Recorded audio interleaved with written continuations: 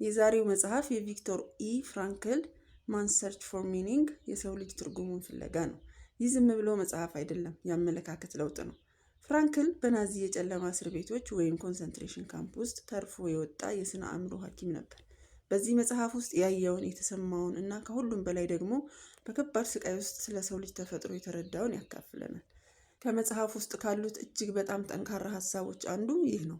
ሁሉንም ነገር ቢነጥቁህ እንኳ አንድ የመጨረሻ ነፃነት ይኖርሃል። እሱም ያለህበትን ሁኔታ የምታይበትና አመለካከት የመምረጥ ችሎታ ነው። በዚህ ላይ እስቲ ያስቡበት።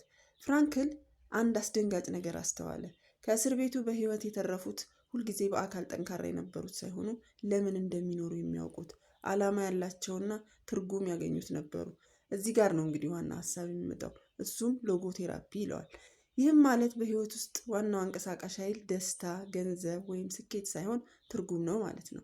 ጠንካራ የሆነ ለምን ዋይ ካለህ ማንኛውንም አይነት እንዴት ወይም ሃው መቋቋም ትችላለህ። ይህ መጽሐፍ በስሜት ለማንበብ ቀላል አይደለም። ጥሬ እና እውነተኛ ነው። ነገር ግን ልብ ውስጥ በጥልቀት የሚሰርጸውም ለዚህ ነው። የራስህን ህይወት መለስ ብለህ እንድታይና እንዲህ ብለህ እንድትጠይቅ ያስገድድሃል። እኔ ለምን እኖራለሁ? ስለዚህ ዋናው መልእክት ይህ ነው። ህይወት ቀላል እስክትሆን አትጠብቅ። ይልቁንም አሁን በምታልፍበት ነገር ውስጥ ትርጉም ፈልግ። ምክንያቱም ያ ትርጉም ነው ጥንካሬ የሚሰጥህ። የጠፋህበት፣ የተቸገርክበት ወይም የመስራት ፍላጎት የቀዘቀዘበት ጊዜ ላይ ከሆንክ ይህ መጽሐፍ በተገቢው መንገድ ቀስቅሶ ያነቃሃል።